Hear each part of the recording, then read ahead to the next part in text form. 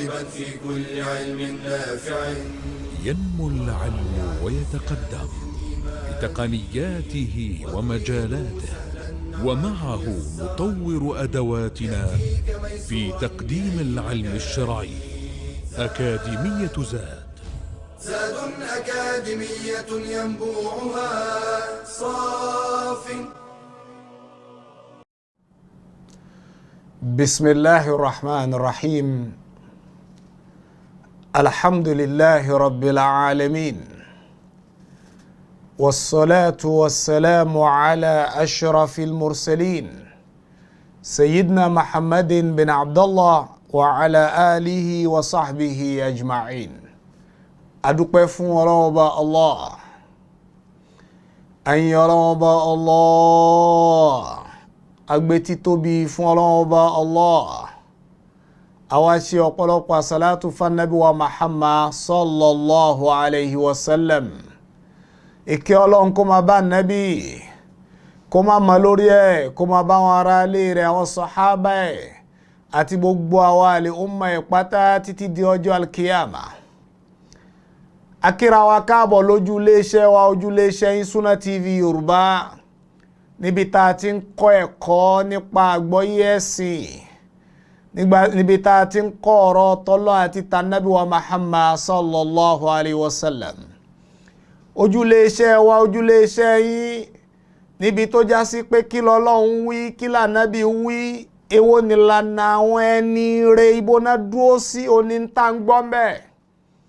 A lè gbọ́n tó yàtọ̀ sí tọ́lọ́ àti tànábì wa Muhammad sallallahu alayhi wa sallam lójúléeṣẹ́ yìí.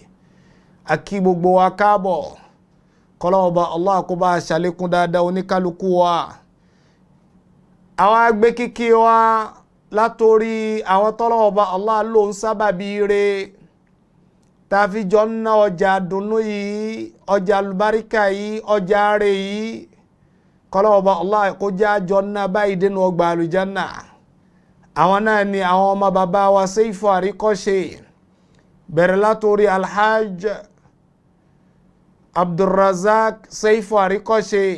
Akíyàn akígbìyànjú yín, akíyàn akí akitiyan yín, akíyàn akí àkólé kan yín. Ọlọ́hun Ọba Allah kó bá wa kún yín, kó bá ṣàlékún dáadáa yín.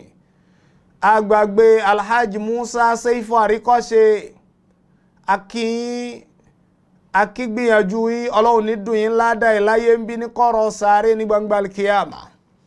Tó fi wá dórí Alhaji Yakub Seifu Àríkọ́ṣe, akíyìn akí akitiyan yín. Ọlọ́hun Ọba Allah kó bá wa kí yín, kó bá ṣàlékún dáadáa yín. Gbogbo ẹ̀yin ọmọ bàbá wa Seifu Àríkọ́ṣe, gbogbo yín pátá la kí o.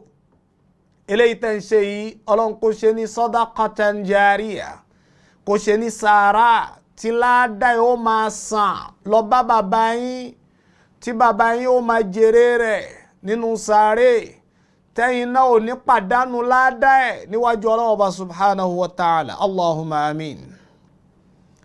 Àwa kí fadilata Dr.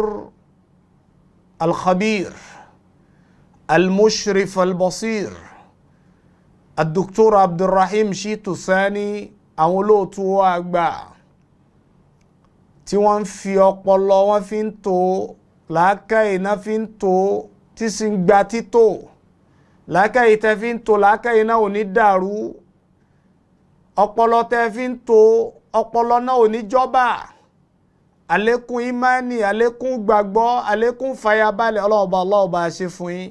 Bẹ̀rẹ̀ látorí kárí gbogbo àwọn olùmọ̀ tí wọ́n ń gbàyè yìí kọjá lóríṣiríṣi, tí wọ́n ń sọ tọ́lọ́hun wí fún wa, tí wọ́n rán wa létí ọ̀rọ̀ tọ́lọ́hun àtàsọ́ọ́lẹ̀ Ànábì wa Muhammad sallallahu alayhi wa sallam.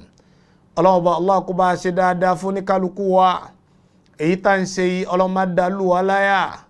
Ọlọ́hun Ọba Allah gbà ní ìbádà, yóò lùṣọ́ wa lílọ bíbọ̀ wa kó máa já sí rọrùn, tayataya, tọmatọma, tẹbítẹbí bí idhnillahi ta'ala.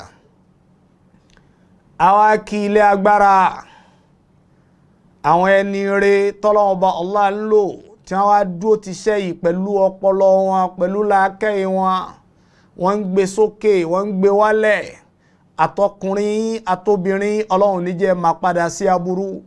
gbogbo lílọ bíbọ̀ yóò máa já sí rọrùn èyí tẹ́ ń ṣe yìí Ọlọ́run ní dùn yín ládàá ẹ̀ lórí ara yín lórí ọmọ yín lórí aya yín lórí ọkọ yín bẹ́ẹ̀ lọ́lọ́wọ́ bá Allah ó ṣe bí idhnillahi ta'ala. àwa kí gbogbo ẹ̀yin ọmọ ìyá wa kárí gbogbo ayé tá ń wòra wa tá ń gbọ́ra wa lórí Sunna TV Yorùbá tó já sí pé ọ̀rọ̀ tọ́lọ́n náà ní ń wù wá láti gbọ́ kí lọ́lọ́run wí kí lófin Ọlọ́run náà là ń gbọ́ ọlọ́ọ̀bọ̀ Allah kó bá ṣàlékún dáadáa oníkálukú wa o àwa tá ń bẹ lé àrísìkí ìgbélé Ọlọ́run kó ṣe fún wa àwa tá ń bẹ lájò àrísìkí téèyàn máa ń kó wálé látàjò Ọlọ́run ṣe fún wa o àtàwa tá ń bẹ lé àtàwa tá ń bẹ lájò èyí títí ń da títí ń dùn títí ń tonú àlámàrí wa yóò máa dùn sí ni o gbogbo ohun tí ń bà wá nínú jẹ́ ọlọ́ọ̀bọ̀ Allah ọba sọ dídùnnú àwa bẹ̀ ọlọ́ọ̀bọ̀ Allah pẹ̀lú agbára rẹ̀ abẹ́ ọlọ́ọ̀bọ̀ Allah pẹ̀lú àjùlọ rẹ̀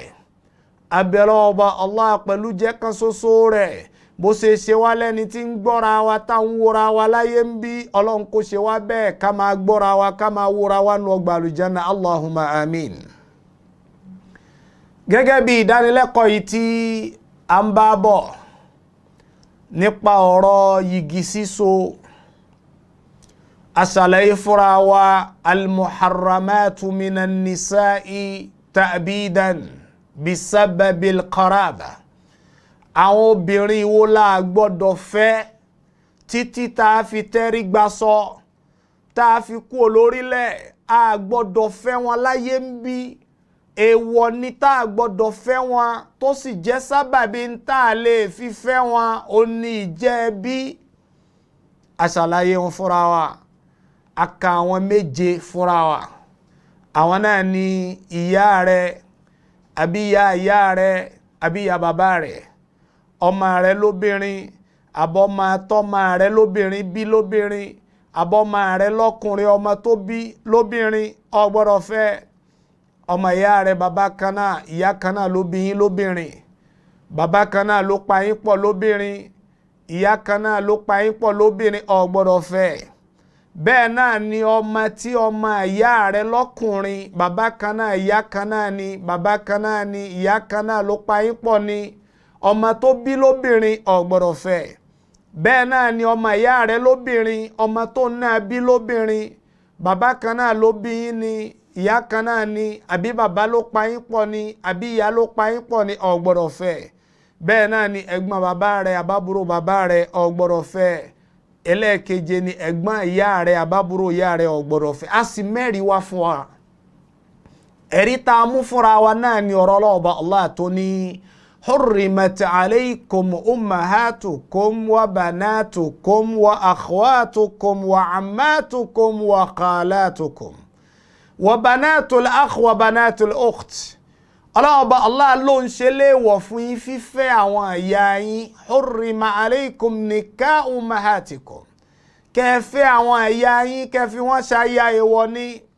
wa banatukum àtàwọn ọmọ yín lóbìnrin èèwọ̀ ni wa akhwatukum àwọn ọmọ ìyá yín lóbìnrin bàbá kan náà ìyá kan náà ni bàbá kan ló pa yín pọ̀ ni ìyá kan náà ló pa yín pọ̀ ni èèwọ̀ ni wa ammatukum àwọn ẹ̀gbọ́n bàbá yín àbúrò bàbá yín èèwọ̀ ni ẹ gbọ́dọ̀ fẹ́ wọn wa khalatukum ẹ̀gbọ́n ìyá yín àbúrò ìyá yín ẹ gbọ́dọ̀ fẹ́ wọn wa banatul akh ọmọ tí ọmọ ìyá yín lọ́kùnrin bí lóbìnrin ẹ gbọ́dọ̀ fẹ́ wa banatul ukht àtọmọ tí ọmọ ìyá yín lóbìnrin tó bí tó jóbìnrin ẹ gbọ́dọ̀ fẹ́ ẹ̀rí nù èyí tá a wá fẹ́ mẹ́nu lé lónìí oni almuharramatu minan nisa'i bil musahara àwọn tá a gbọ́dọ̀ fẹ́ níyàwó tá a gbọ́dọ̀ fi ṣaya tó jẹ́ ìwọ̀ ni fún wa tá a gbọ́dọ̀ fẹ́ lóbìnrin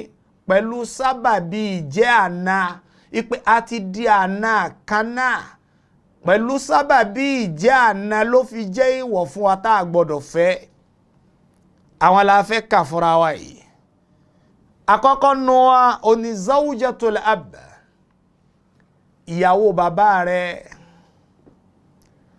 ìyàwó bàbá rẹ̀ ò gbọ́dọ̀ fẹ́ èèwọ̀ ni bàbá rẹ̀ ti fẹ́ rí ni bàbá rẹ̀ wá kọ̀ọ́lẹ̀ àbí bàbá rẹ̀ fẹ́ lọ́lọ́run wá pé bàbá rẹ̀ sọ́dọ̀ lọ́wọ́ níyàwó tí bàbá rẹ̀ fẹ́ tí ò sí má olówúwọ èèwọ̀ ní nínú òfin Islam àgbọ̀dọ̀ fẹ́ o. Obìnrin tí bàbá rẹ̀ bá ti fẹ́ rí èèwọ̀ ní ò gbọ́dọ̀ fẹ́. Wa mithluha zawjatul jadd, bẹ́ẹ̀ náà ni ìyàwó tí bàbá rẹ̀ bá ti fẹ́ rí ò gbọ́dọ̀ fẹ́. Wa zawjatul jadd ìyẹn ni pé bàbá rẹ̀ àbí bàbá ìyá rẹ̀ ìyàwó tán bá ti fẹ́ rí, bàbá rẹ̀ ni bàbá rẹ̀ ni bàbá ìyá rẹ̀ ni, obìnrin tán bá ti fẹ́ rí èèwọ̀ ní ò gbọ́dọ̀ fẹ́. Àwọn obìnrin là ń pè ní zawjatul usul, àwọn ìyàwó àwọn ìpìlẹ̀ wa. Ìpìlẹ̀ rẹ̀ ó náà ni bàbá rẹ̀, ìpìlẹ̀ rẹ̀ ó náà ni bàbá rẹ̀, ìpìlẹ̀ rẹ̀ ó náà ni bàbá ìyá rẹ̀, àwọn ìpìlẹ̀ rẹ̀ nù. Àwọn ìyàwó tán bá ti wá fẹ́ zawjatuhum ò gbọ́dọ̀ fẹ́ o, èèwọ̀ ní nínú òfin Islam. Kílẹ̀ rí lórí ẹ̀? ọlọ́ọ̀bá Allah ni wala tankihu ma nakaha aba'ukum minan nisa illa ma qad salaf innahu kana fahishatan wa maqtan wa sa'a sabila. ọlọ́ọ̀bá Allah ni wala tankihu ma nakaha aba'ukum minan nisa, ẹni tí bàbá yín bá ti fẹ́ níyàwó, obìnrin tí bàbá yín ti fi ṣaya, wala tankihu ẹ gbọ́dọ̀ fẹ́. Èèwọ̀ ni, kì í tún ṣe bí tẹ́ ẹ gbọ́dọ̀ roko yín sí, kì í ṣe bí tẹ́ ẹ gbọ́dọ̀ fojú sí. Bàbá yín ti fẹ́ rí, ó wá kọ̀ọ́lẹ̀, àbí bàbá yín fẹ́ lọ́lọ́run wá pé bàbá yín sọ́dọ̀, ò gbọ́dọ̀ wá lóbìnrin yìí ló wá wù ọkọ lọ fẹ́fẹ́. Èèwọ̀ ni. Wala tankihu ma nakaha aba'ukum minan nisa illa ma qad salaf, àfi tó ti wáyé kí Islam tó dé nígbà ojú dúdú, àbí tó ti wáyé kí òfin àgbọ́dọ̀ fẹ́ wọn tó sọ̀kalẹ̀. Illa ma qad salaf, èyí tó bá ti wáyé ó ti wáyé nù. Illa ma qad salaf, bí wọ́n bá lọ ti fẹ́ tó ti gbọ́dájọ́ tó ti wá fẹ́ ìyàwó bàbá rẹ̀, ó ti gbọ́dájọ́ nù, kì í ṣe ẹni tó gbọ́dọ̀ fẹ́ kó bẹ́ẹ̀. Tètè kó ń díẹ̀. Mo fi Ọlọ́run tẹ́lẹ̀, òfin náà lọ ti mọ̀ yìí o. Àkóyé mi ní èmi ò mọ̀ pé wọ́n ní, ó ti mọ̀ pé wọ́n ní báyìí. Ó gbọ́dọ̀ jáwọ́ kó bẹ́ẹ̀. Ní nígbà tó ti fẹ́ yẹn ti kọjá rárá o. Ìyí tá ní illa ma qad salaf, ó ní kí òfin tó sọ̀kalẹ̀, òfin ti dé, ó sì gbọ́dọ̀ tẹ̀lé. Ìyàwó bàbá rẹ̀ tó fẹ́ kì í ṣàyè rẹ̀, igi tẹ́ so kò lálàáfíà nítorí ẹni tó jẹ́ èèwọ̀ tó gbọ́dọ̀ fẹ́ ọ̀nà. Innahu kana fahishatan, ọlọ́ọ̀bá Allah ní kó máa fẹ́ ìyàwó bàbá rẹ̀ ìbàjẹ́ ni. Innahu kana fahishatan, kó máa fẹ́ ìyàwó bàbá rẹ̀ ìbàjẹ́ ni. Wa maqtan, ẹ̀ṣẹ̀ ni, ìdójútì ni. Wa sa'a sabila, kì í ṣe wọ ọmọlúàbí. Ìyàwó bàbá rẹ̀ ló wá wù ọ́, pẹ̀lú obìnrin bó ṣe pọ̀ láyé tó yìí, wo ara ẹni tí wọ́n fẹ́ fẹ́ ju ìyàwó bàbá rẹ̀ lọ. Èèwọ̀ ni nínú òfin Islam wọn. Àkọ́kọ́ nú àwọn tí Islam ṣe léèwọ̀ pé a gbọ́dọ̀ fẹ́ títí láéláé, ó ní ìyàwó bàbá rẹ̀. Ẹlẹ́ẹ̀kejì, zawjatul ibn, ìyàwó ọmọ rẹ̀. Bó ṣe báwọ ọmọ wí, tó gbọ́dọ̀ fẹ́ ìyàwó bàbá rẹ̀, bẹ́ẹ̀ náà ló báwọ bàbá wí. Ìyàwó ọmọ rẹ̀ ṣe bí tó máa fojú sí. Èèwọ̀ ni. Ọmọ rẹ̀ fẹ́ ìyàwó, ó wá kọ́lẹ̀ ó wá lóun ló wù ọ́ láti fẹ́ èèwọ̀ ni ò gbọ́dọ̀ fẹ́ títí láéláé. abọ́mọ rẹ̀ fẹ́yàwó ọmọ rẹ̀ wá ṣaláìsí kò sí má ó wá lóbìnrin yẹn ló wù ọ́ láti fẹ́ èèwọ̀ ni nínú òfin Islam. zawjatul ibn ìyàwó ọmọ wa ọmọ rẹ̀ ìyàwó rẹ̀ ló wá wù ọ́ láti fẹ́ èèwọ̀ ni. wa zawjatu ibnil ibn ọmọ ọmọ rẹ̀ ìyàwó tó náà fẹ́ èèwọ̀ ni fún ọ gbọ́dọ̀ fẹ́.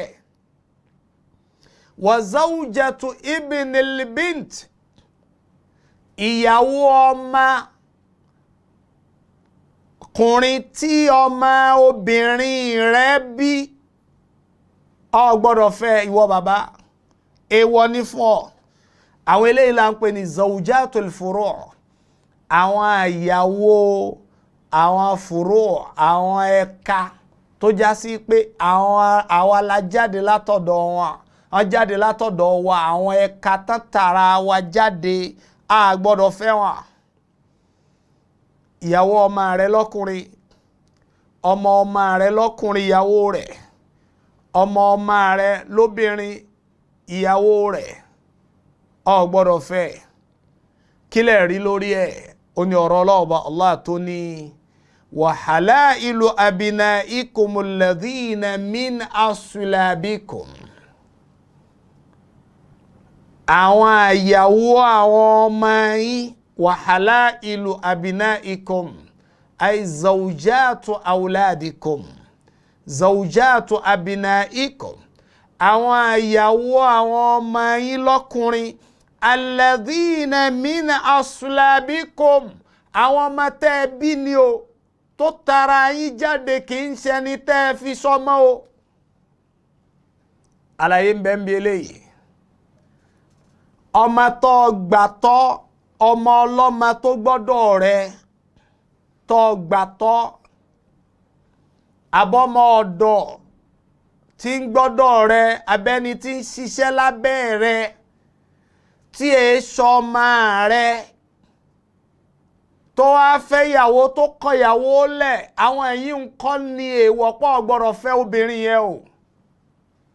ọmọ rẹ̀ wa halailu abinaikum alladhina min aslabikum àwọn ọmọ tó tara yín jáde gangan àwọn ọmọ tẹ́yìn gangan fabẹ́ yín tẹ́ fi bí ìyàwó wọn àwọn ìyàwó wọn èèwọ̀ ní fún yín ẹ gbọ́dọ̀ fẹ́ wọn. ṣùgbọ́n ọmọ tá a bá gbà tọ́ kò sí láì fi ń bi bó bá kọ́ ìyàwó bá a bá rí pọ́mọ náà dá ó lẹ́sìn ó ṣe é fẹ́ ó gbọ́ràn kò sí láì fi ń bi káfẹ́. àpẹẹrẹ eré sì ti wà kalẹ̀ pẹ̀lú òfin Islam látara anabi wa Muhammad sallallahu alayhi wa sallam. arákùnrin kan bẹ́ẹ̀ gbogbo wa la mọ̀ wọ́n ń pè ní Zaid bin Haritha Zaid bin Haritha lórúkọ bàbá rẹ̀ ṣùgbọ́n látara pa anabi gbà gẹ́gẹ́ bí ọmọ wọn máa pè ní Zaid bin Muhammad wọ́n máa forúkọ ànábì pé Haritha òun lórúkọ bàbá rẹ̀ ṣùgbọ́n gbà tá ànábì tó ń ṣe bí bàbá fún tó gbà á tọ́ wọ́n wá ń fi orúkọ ànábì wọ́n fi ń pè wọ́n máa ń pè ní Zaid bin Muhammad. arákùnrin yìí ó fẹ́ sahabiya kan tá a mọ̀ sí Zainab bintu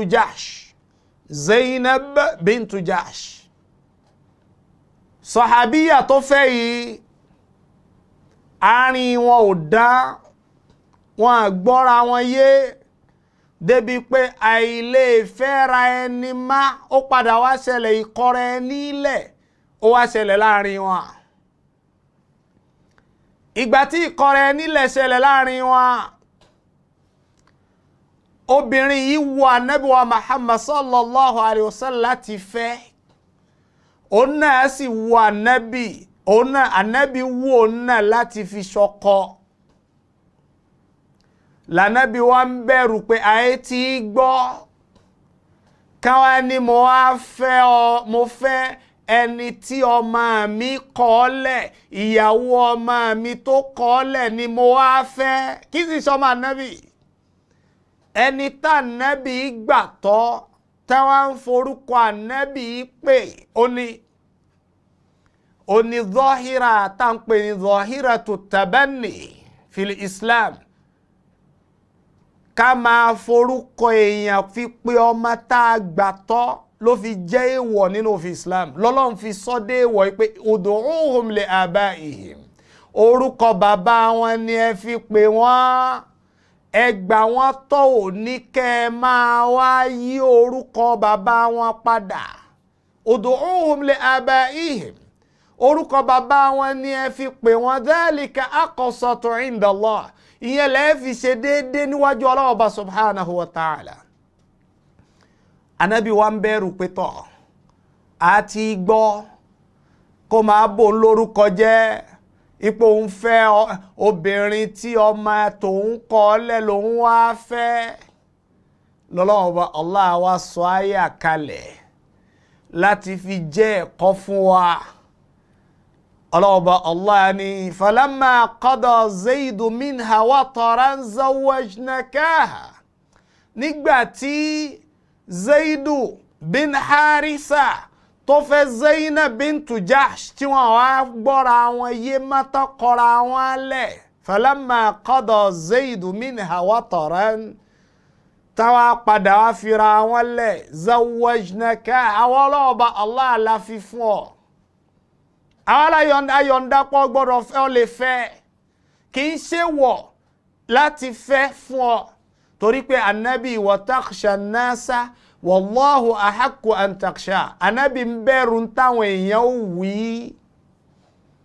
ló fi já sí pé bọ́ ọba fẹ́ ṣẹ̀sìn rẹ bó ṣe yọ ọ ṣe tó fi rí yọ́nú Ọlọ́run tó fi rí bi dé sí lọ́dọ̀ Ọlọ́run má gbọ́ táwọn èèyàn ń wí má gbọ́ ariwo ọjà Ọlọ́run Ọba Allah tí wọ́n ń bá nájà ní ọkọ̀ júmọ́ ìtí Ìsìlámù ní a ṣe oníwọ́ ṣe in tó bá wu ẹlẹ́nu kó fẹ́ nú ẹ̀ sọ bọ́bá ń wo kí làwọn èèyàn ó wí kí ni wọ́n sọ lọ fi ń ṣẹ̀sìn ọ́ ṣẹ̀ṣẹ̀ gbé ọ̀ ní padà ṣẹ̀sìn ọ́ ṣẹ̀sìn wa takhsha nasa ọ̀ ń bẹ̀rù àwọn èèyàn wallahu ahaqqu an takhsha Ọlọ́run ló gbọ́dọ̀ bẹ̀rù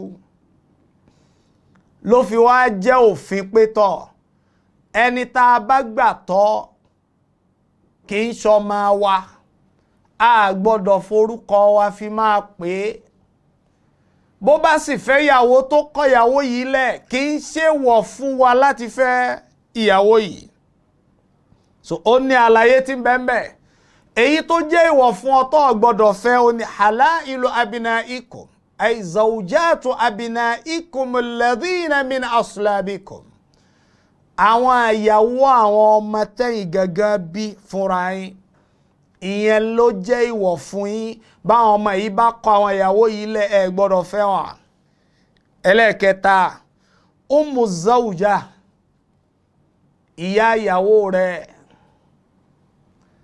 ìyá ìyàwó rẹ̀ olówó ọ láti fẹ́ nígbà tó ti wọlé tọ́mà tó ti fẹ́ ọmọ tó ti so igi ọmọ èèwọ̀ ní fún ọ ọmọ yìí ò bá máa sí má èèwọ̀ ní fún ọ tún gbọ́dọ̀ fẹ́ ìyá rẹ̀ má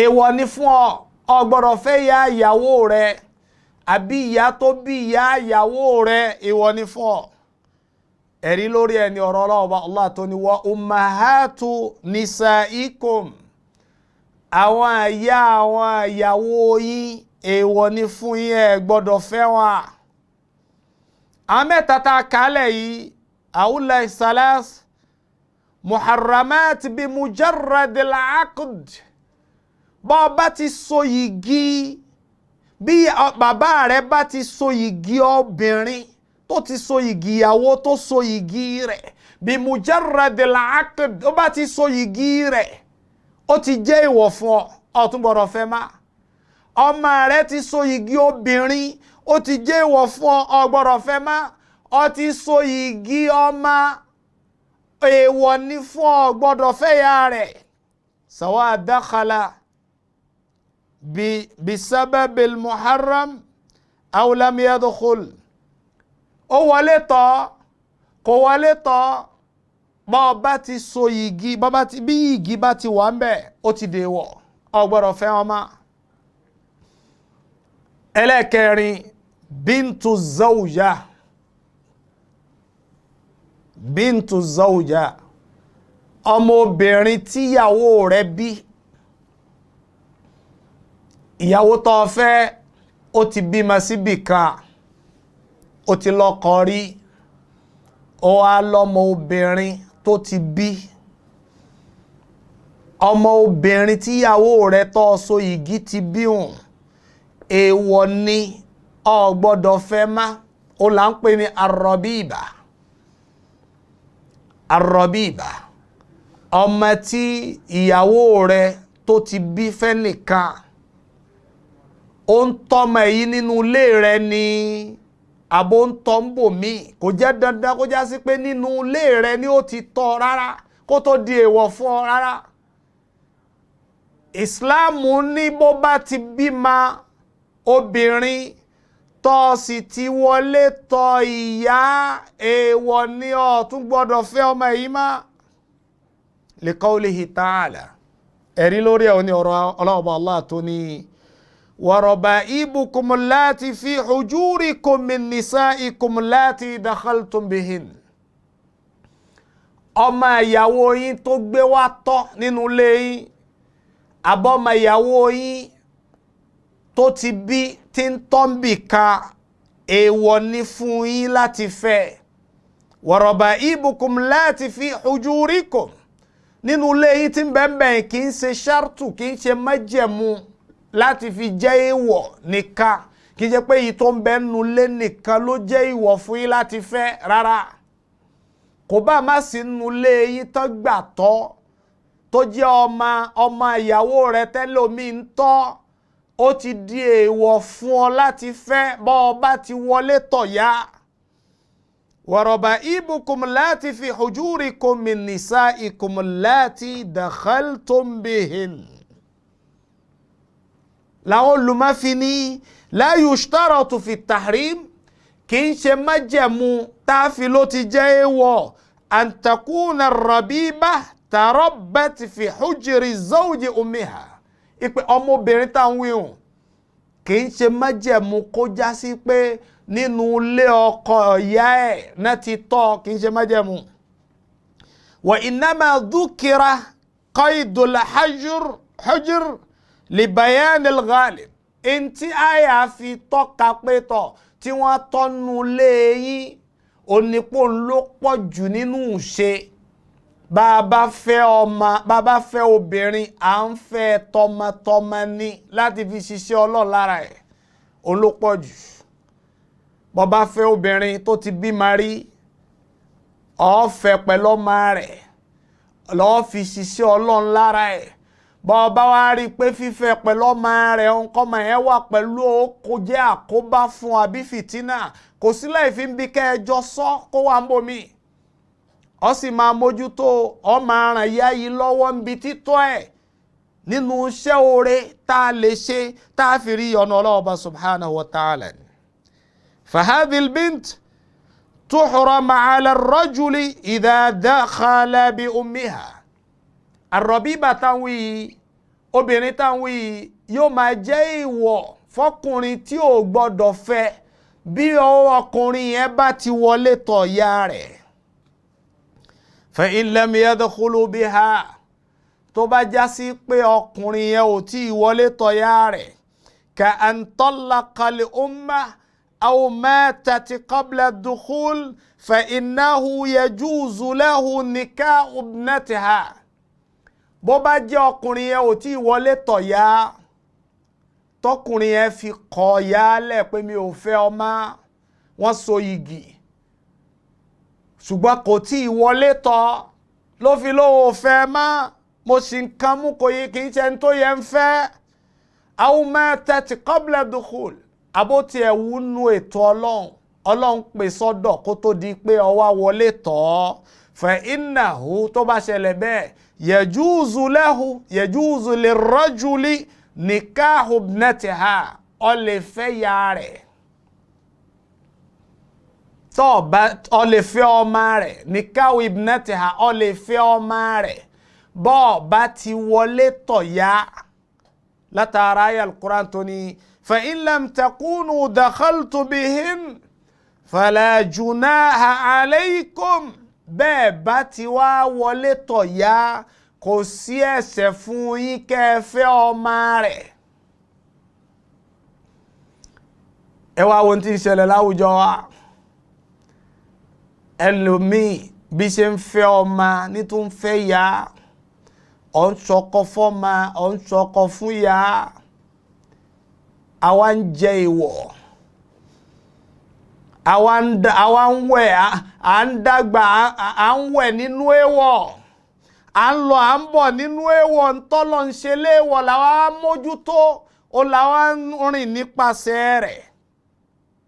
ẹlẹ́ẹ̀kẹrin tó gbọ́dọ̀ fẹ́ nù bíntu zawja ọmọ obìnrin tíyàwó rẹ̀ bí tó bá ti wọlé tọ̀ ìyàwó yìí ó lè fẹ́ má ntọ́ fi lè fẹ́ ó ní pé bóyá ó tí ìwọlé tọ̀ ìyàwó tó fi kọ́lẹ̀ àbí ọlọ́run pè sọ́dọ̀.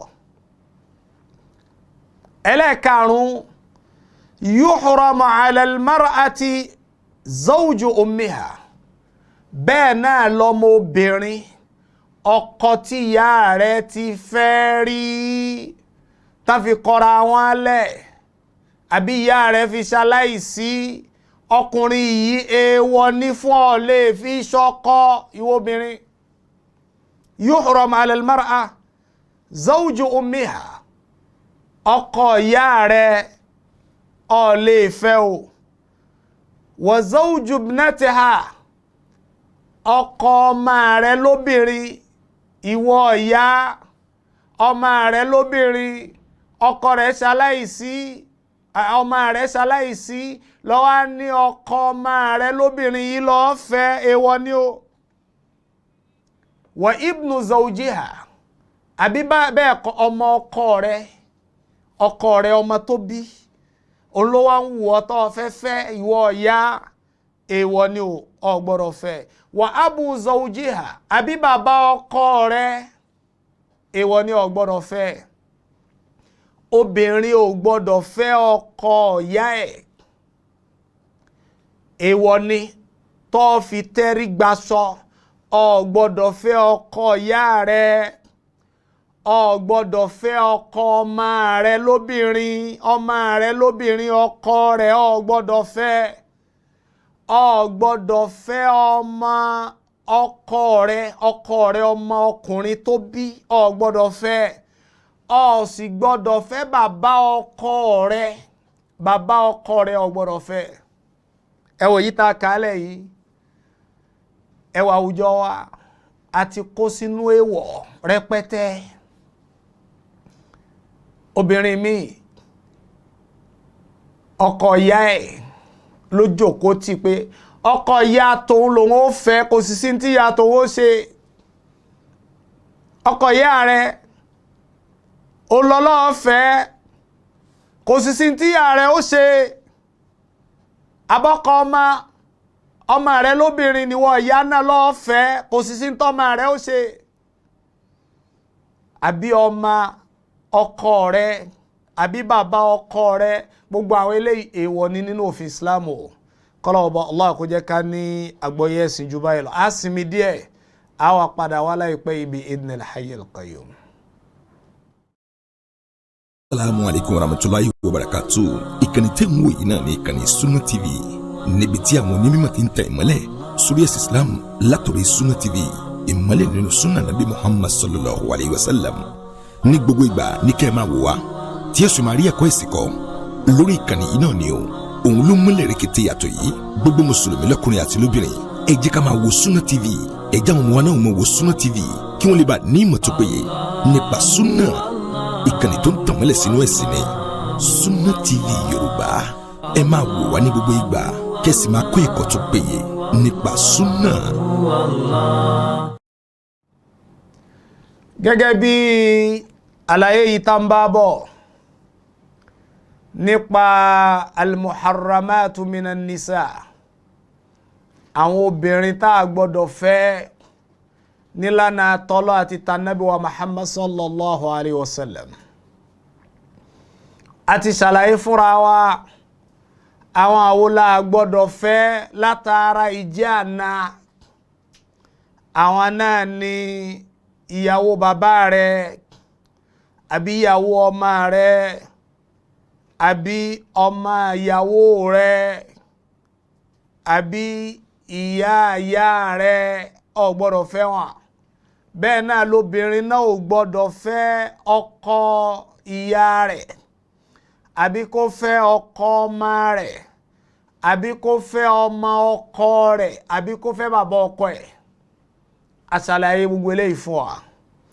Èyí tó wá kúta mẹ́nu lé oní al-muharramatu bir-rada, àwọn tá a gbọ́dọ̀ fẹ́ látara pé ọyàn kan náà lájọ mú, ìyá kan náà kọ́ ló bí wa, ṣùgbọ́n ọmú ìyá kan náà la mú. Al-muharramatu bir-rada, ìyá kan náà kọ́ ló bí wa, ṣùgbọ́n ọmú ìyá kan náà lájọ mú. Yuharram bil-rada sab'u niswa.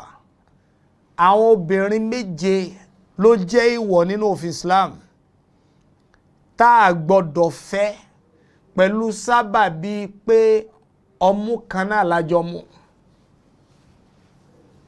Al-muharramatu minan nisa bisababi ar-rada sab'a, méje ni wọ́n. Dhakara al-Qur'anu al-Karim minhunna ithnatayn.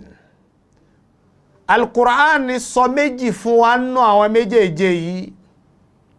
Al-Qur'an ó ka méjì fún wa nínú méjèèje yìí. Wa alhaqati sunnah bihinna khamsan. Sunna annabi wa Muhammad sallallahu alayhi wa sallam wá ṣàlàyé márùn tó kù fún wa. Ó dá pé àwọn obìnrin tá a gbọ́dọ̀ fẹ́ nítorí ọyàn kan ọmú kan lájọ mú, méje ni wọ́n. Méjì ẹ̀rí rẹ̀ ń bẹnu al-Qur'an, márùn yòókù sunna anabi wa Muhammad sallallahu alayhi wa sallam ló ṣàlàyé fún wa. Ká wá bẹ̀rẹ̀ pẹ̀lú al-muharramatu bir-rada'i min al-Qur'an al-Karim. Àkọ́kọ́ ń bẹ wọ́n ní al-ummu bir-rada'. Al-ummu bir-rada', ìyá rẹ̀ tó fún ọ lọ́yàn, kì í ṣe ìyá tó bí ọ, ṣùgbọ́n ìyá tó mú ọyàn rẹ̀ tó mọ mú ẹ̀. Èèwọ̀ ni fún ọ, gbọ́dọ̀ fẹ́ ya yìí, ìyá rẹ̀ ni. Wa hiya al-mar'atu allati arda'atka, obìnrin tó fún ọ lọ́yàn. Al-ummu bir-rada'anu, ìyá rẹ̀, ṣùgbọ́n jíjẹ́ ìyá tó jẹ́ ìyá fún ọ ọ̀dọ̀ ẹ̀ kọ́ lọ gbà wáyé, ṣùgbọ́n ọmú rẹ̀ lọ mú. Wa yulhaqu biha ummuha, bẹ́ẹ̀ náà ni ìyá tó fún ọ lọ́yàn ò gbọ́dọ̀ fẹ́. Wa ummu ummiha, àti ìyá rẹ̀ àti ìyá bàbá rẹ̀ ò gbọ́dọ̀ fẹ́.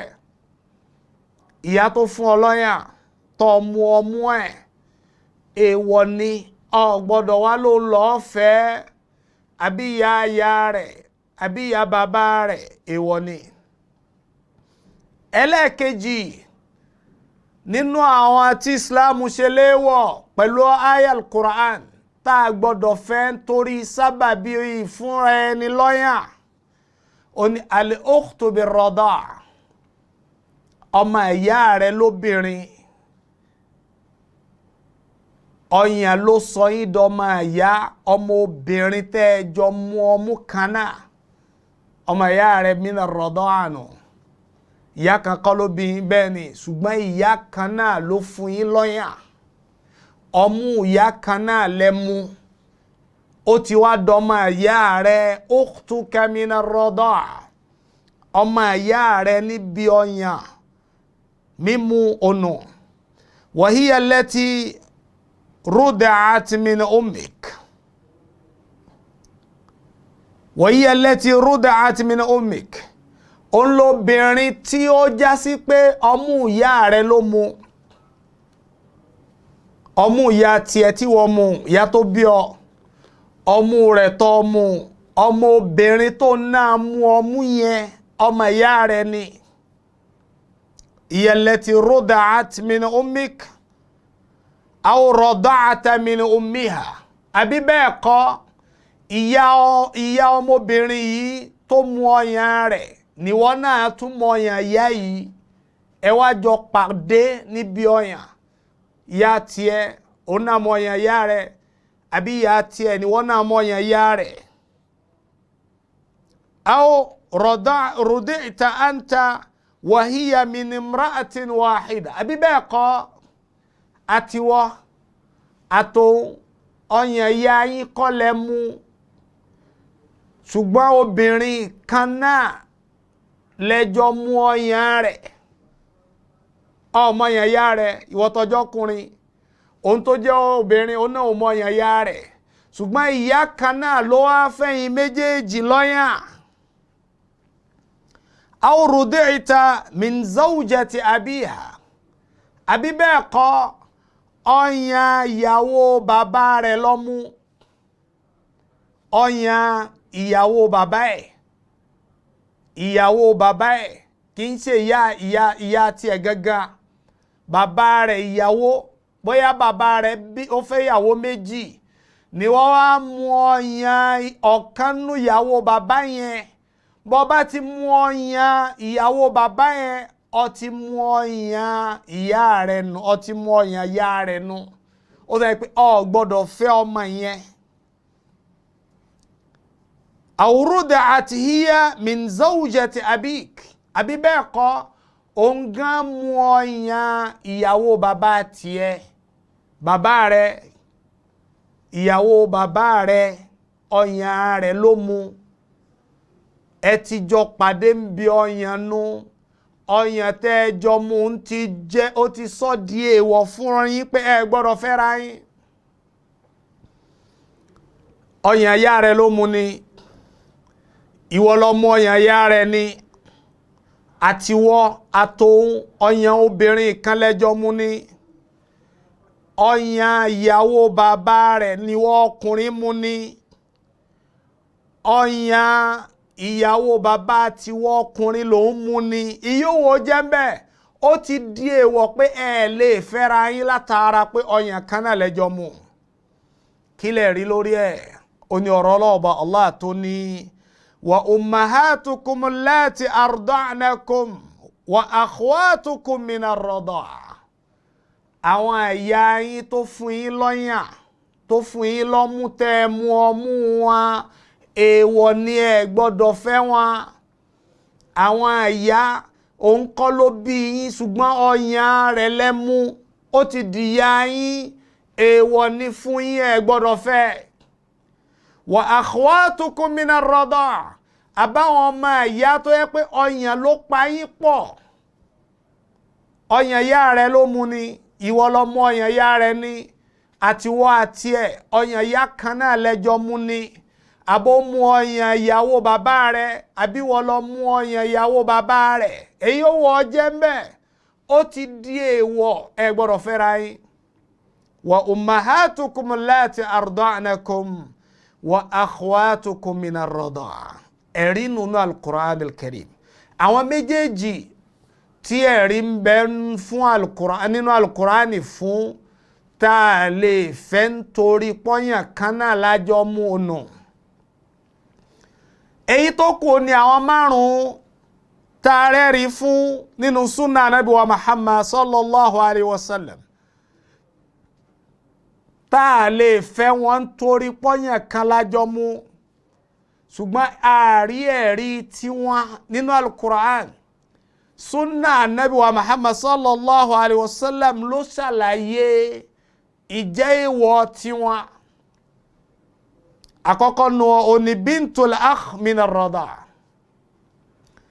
ọmọ ìyá rẹ̀ lọ́kùnrin, ìyá kan náà bàbá kan náà ló bí yín ni, bàbá kan náà ló bí yín ni, ìyá kan náà ló bí yín ni, ló wá bí tó já sí pé ọmọ ìyá yìí min ar-rada, ọmú kan náà ló pa yín pọ̀ lẹ́fijọ́ máa yá. Al-akh min ar-rada, ọmọ ìyá tá ń pè yín yìí ọmú ló sọ yín dọ́mọ ìyá. Bintuhu, ọmọ obìnrin tó bá bí èèwọ̀ ní fún ọ gbọ́dọ̀ fẹ́. Al-akhu min ar-rada, ọmọ ìyá tó yẹ pé ọmú ló pa yín pọ̀ ọyàn lẹ́fijọ́ máa yá. Ó wá lọ́mọ obìnrin tó bí, ọmọ obìnrin tó bí yìí bọ́ọ̀ ṣe lè fẹ́ òun bẹ́ẹ̀ náà lọ lè fọ́mọ obìnrin yìí. Ẹlẹ́ẹ̀kejì bintul ukhti min ar-rada, al-ukhtu min ar-rada, ọmọ ìyá rẹ̀ lóbìnrin, ìta kọ́kọ́ wí ọmọ ìyá rẹ̀ lọ́kùnrin, ọkùnrin ni ṣùgbọ́n imú kan náà lẹ́jọ́ mu, ọmọ rẹ̀ lóbìnrin ò lè fẹ́. Ọmọ ìyá rẹ̀ lóbìnrin tó já sí pé ọmú kan náà lẹ́jọ́ mú obìnrin lòun, ọmọ rẹ̀ lóbìnrin ò lè fẹ́ òun náà. Ẹlẹ́ẹ̀kẹta al-ammatu min ar-rada' wa hiya allati ruda'at ma abik. Ẹni tá ń pè ní al-amma min ar-rada', ó lẹ́ni tí ó jẹ́ ẹ̀gbọ́n bàbá rẹ̀ àbábúrò bàbá rẹ̀, ọ̀yàn ló sọ wọ́n di ẹ̀gbọ́n bàbá àbábúrò bàbá. Al-amma min ar-rada', ọ̀yàn kan náà nájọ́ mú. Wa hiya allati ruda'at ma abik, ó nìyí tí wọ́n jọ mú ọyàn pẹ̀lú bàbá rẹ̀, ò gbọ́dọ̀ fẹ́.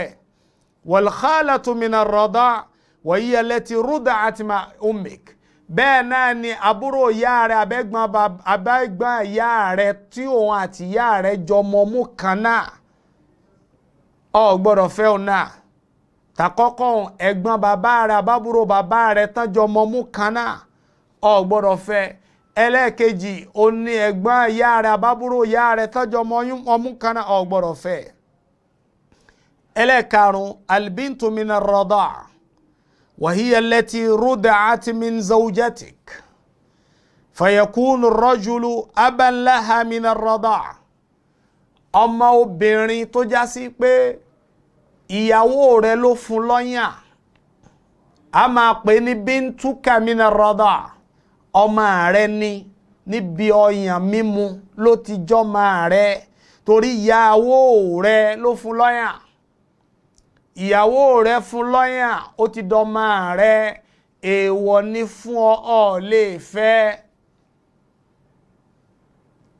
Wa dalilu tahrima hadhihi haula an-nisa min as-sunnah, àwọn márùn ta kálẹ̀ yìí ẹ̀rí tá a fi lè fẹ́ wọn nínú sunna anabi wa Muhammad sallallahu alayhi wa sallam ó ní hadithu Aisha tó fẹsẹ̀ múlẹ̀ tó sì lálàáfíà, kọ́lọ́n kó bá yọ́nú sí. Qalat, Aisha sọ pé qala rasulullahi sallallahu alayhi wa sallam inna ar-rada'ata tuharrim ma tuharrimu al-wilada. Aisha kọ́lọ́n kó bá yọ́nú sí tó jẹ́ ìyàwó anabi wa Muhammad sallallahu alayhi wa sallam, ó ní ìfúnnilọ́yàn, inna ar-rada'a, ìpapọ̀ níbi ìmúyàn, inna ar-rada'a, ìfúnnilọ́yàn, tuharrim, a máa sọ di èèwọ̀, a máa sọ ní di èèwọ̀ níbi fífẹ́ra ẹni, ma tuharrimul wilada, gẹ́gẹ́ bí ìbínipọ̀ bó ṣe máa ń sọ ní di èèwọ̀ láti fẹ́ra ẹni. Ìbínipọ̀ àti ìpapọ̀ níbi ìmúyàn, bí ìbínipọ̀ ṣe ń sọra ẹni di èèwọ̀ pé ẹ gbọ́dọ̀ fẹ́ra yín, ò gbọ́dọ̀ fẹ́ ọmọ rẹ, ò gbọ́dọ̀ fọ́mọ ìyá rẹ, bẹ́ẹ̀ náà ni ìmúyàn kan náà a máa sọ ìfẹ́ra ẹni a máa sọ di èèwọ̀.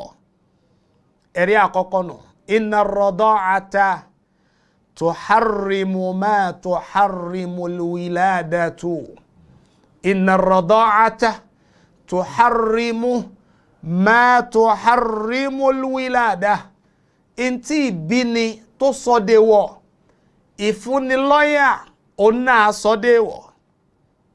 ẹ̀rí ẹlẹ́ẹ̀kejì ó ní hadith ibn Abbas radiyallahu anhu, hadith ibn Abbas kọ́lọ́n kó bá yọ́nú sí wọn àti bàbá ẹ̀. qala rasulullah sallallahu alayhi wa sallam fi binti Hamza radiyallahu anha innaha la tahillu li إنها ابنة أخي من الرضاعة ويحرم من الرضاعة ما يحرم من الرحم. حديث ابن عباس قال انقبا يونسون àti bàbá ẹ̀ ó là Nábì sọ nípa bíntu Hamza ọmọbìnrin Hamza. Ànábì ní innaha arábìnrin yìí la tahillu li kì í ṣe ẹ̀tọ́ fún mi, ẹni tí mi ò lè fẹ́ ni, kì í ṣe ẹni tí mo lè fẹ́. La tahillu li kì í ṣe ẹni tí mo lè fẹ́, ẹni tó jẹ́ ìwọ̀ fún mi láti fẹ́ ni. a máa béèrè pé kí ló sọ dé wọ̀? Onga fúnra ara rẹ̀ ti ṣàlàyé pé innaha ibnatu akhi mina rada, ọmọ obìnrin ọmọ ìyá mi tá a jọ múyàn tó yẹ pé ọyàn ló pa wá pọ̀, ọmọ rẹ̀ lóbìnrin tó bí ni, mi ò lè fẹ́. Innaha arábìnrin tá ń wí ibnatu akhi mina rada, ó jẹ́ ọmọ obìnrin tọ́mọ ìyá mi àbọ́mọ ọmọ ìyá mi tájọ múyàn, ẹni tájọ múyàn papọ̀ táfijọ́ ọmọ ìyá ń bí mímúyàn, ọmọbìnrin tó bí olójẹ́, torí ẹ̀ èèwọ̀ ni fún mi, mi ò lè fẹ́. wa yuhramu mina ar-rada'a wa yuharramu mina ar-rada'a ma yuharramu mina ar-rahm. Ntí ó lè sọ ìbí déèwọ̀ pé tọ́ ìbí ló pa wọ́n pọ̀, wọn àgbọ́dọ̀ fẹ́ra wọn, òun náà ni ó máa sọ èyí tí ọyàn bá pa wọ́n pọ̀ tẹ́pẹ́ ọyàn kan náà nájọ mú, òun náà ni ó sọ déèwọ̀. àwọn hadisi méjèèjì yìí òun ló jẹ́ ẹ̀rí fún àwọn márùn-ún tí sunna Ànábì wa Muhammad sallallahu alayhi wa sallam kà fún wa, tá a fi mọ̀ pé àwọn eléyìí la gbọ́dọ̀ fẹ́ pẹ̀lú sábàbí pé ọyàn mímu ló pa wá pọ̀, a gbọ́dọ̀ fẹ́. ló fi já sí pé gbogbo àwọn tá a gbọ́dọ̀ fẹ́ ní pẹ̀lú sábàbí ọyàn mímu méje ni wọ́n, méjì ni Kùránì kà fún wa, àwọn márùn-ún yòókù oní sunna Ànábì wa Muhammad sallallahu alayhi wa sallam kà fún wa. àwọn ẹ̀rí ti sunna yẹn olamuwa o, àwọn ẹ̀rí ti al-Qur'an al-Karim ọ̀la kọ́kọ́ dárúkọ. gbogbo eléyìí tá a kà fúnra wa yìí ó ní al-muharramatu minan nisa'i ta'bidan, àwọn tó jẹ́ ìwọ̀ fún wa tá a gbọ́dọ̀ fẹ́ láéláé, èèwọ̀ ni láéláé, tá a fi tẹ́rí gbasọ́, tá a fi kú láyé, a gbọ́dọ̀ fẹ́ wọn. àwọn la pín sọ́nà mẹ́ta. àwọn tá a gbọ́dọ̀ fẹ́ wọn pẹ̀lú sábàbí pé ẹbí kan náà la jẹ́, oníyá rẹ̀ àbí ìyá rẹ̀ àbí ìyá bàbá rẹ̀, abọ́mọ rẹ̀, abọ́mọ ọmọ rẹ̀ lóbìnrin, abọ́mọ tọ́mọ rẹ̀ lóbìnrin bí, abọ́mọ tọ́mọ ọmọ obìnrin tọ́mọ rẹ̀ lọ́kùnrin tó bí, bẹ́ẹ̀ náà lọ́mọ ìyá rẹ̀ lóbìnrin. ìyá kan náà bàbá kan náà ló pa yín pọ̀ ni, bàbá kan náà ló pa yín pọ̀ ni, ìyá kan náà ló pa yín pọ̀ ni. bẹ́ẹ̀ náà ni ọmọ ìyá rẹ̀ lọ́kùnrin ọmọbìnrin tó bí, àbọ́mọ ìyá rẹ̀ tó yẹ pé bàbá kan náà ló pa yín pọ̀, ọmọbìnrin tó bí, àbọ́mọ ìyá rẹ̀ tí ìyá ló pa yín pọ̀, ọmọbìnrin tó bí.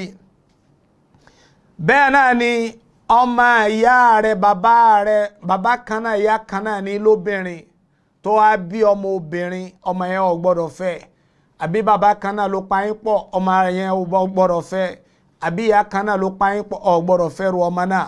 bẹ́ẹ̀ náà ni ẹ̀gbọ́n bàbá rẹ̀ àbí àbúrò bàbá rẹ lóbìnrin ò gbọ́dọ̀ fẹ́, ẹ̀gbọ́n ìyá rẹ àbábúrò ìyá rẹ lóbìnrin ò gbọ́dọ̀ fẹ́. Àwọn méjèèjì yìí ó ní èèwọ̀ tó gbọ́dọ̀ fẹ́ látara pé ẹ jẹ́ ẹbí. A sì ka ẹ̀rí fúnra wa náà ní àyá al-Qur'an tó ní hurrimat alaykum ummahatukum wa banatukum wa akhwatukum wa ammatukum wa khalatukum wa banatul akh wa banatul ukht. Ẹlẹ́ẹ̀kejì ó ní àwọn tí ó jẹ́ ìwọ̀ tá a gbọ́dọ̀ fẹ́ látara pé a jẹ́ àna, ìjẹ́ àna.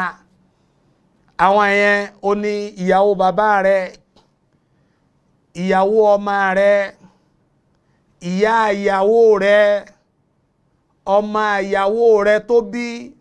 Tó bá ti wọlé tọ̀ ya ó ti di èèwọ̀ gbọ́dọ̀ tún fẹ́ ọmọ rẹ̀. Àbí bẹ́ẹ̀ kọ́ aṣẹ́léwọ̀ fóbìnrin kò gbọ́dọ̀ fẹ́ ọkọ ìyá ẹ̀, kò sì gbọ́dọ̀ fẹ́ ọkọ ọmọ ẹ̀, kò gbọ́dọ̀ fẹ́ ọmọ ọkọ ẹ̀, kò gbọ́dọ̀ fẹ́ bàbá ọkọ ẹ̀. Èèwọ̀ ni. Lẹ́yìn yẹn ó la wá ka àwọn tó jẹ́ ìwọ̀ tá a gbọ́dọ̀ fẹ́ nínú àwọn tó já sí pé ọyàn ló pa wá pọ̀ mú kan náà lájọ mú, àbí ń bí ọmú ló ti jẹ́ ìwọ̀ tá a fi gbọ́dọ̀ fẹ́ra wa. A ní méjì nù wa orinlẹ̀ nínú alukur'an, márùn yòókù nínú sunna nabi. Àwọn tó rinlẹ̀ nínú alukur'an náà ni ìyá tó yẹ pé ọyàn ló pa yín pọ̀, àbọ́mọ obìnrin tó yàn ló pa yín pọ̀.